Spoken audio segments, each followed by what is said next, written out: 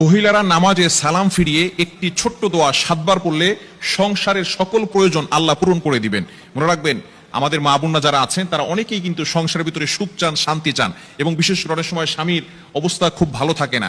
স্বামী দেখা যাচ্ছে অনেক কষ্ট করছে, কিন্তু সংসারে কোনো উন্নতি করতে পারছে না, ডেভেলপ করতে পারছে না। এই জন্য মহিলারা বিশেষ করে যারা আছেন তারা কিন্তু ঘরের ভিতরে অনেক সময় পান, নামাজ পড়ার একটু সময় পান, নামাজের পরে একটু আমল করার সময় পান। যেহেতু পুরুষরা বাহিরে থাকে, সকালবেলা বের হয় আর অনেক রাত্রে চলে আসে, এবং বিশেষ করে অনেক কষ্ট তারা বাহিরে করে থাকেন। বিশেষ করে পুরুষরাও যদি পারেন এই আমলটি করবেন। 5 ওয়াক্ত নামাজ আপনাকে মাস্ট বি পড়তেই হবে।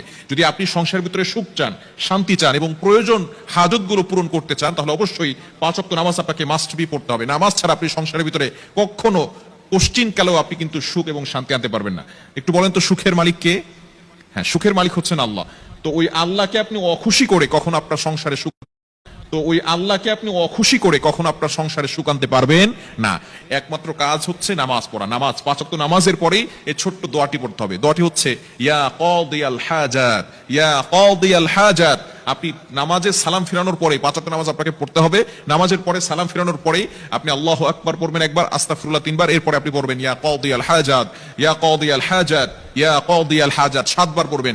এভাবে যদি আপনি আমল করতে পারেন, ইনশাআল্লাহ আপনার ঘরে যত প্রয়োজন আছে, আপনি কেমন যেন আল্লাহ তাআলার কাছে প্রয়োজনের কথা বলতেছেন, যত প্রয়োজন আছে সকল প্রয়োজনগুলো আল্লাহ পাক রব্বুল আলামিন নিজে পূরণ করে দিবেন।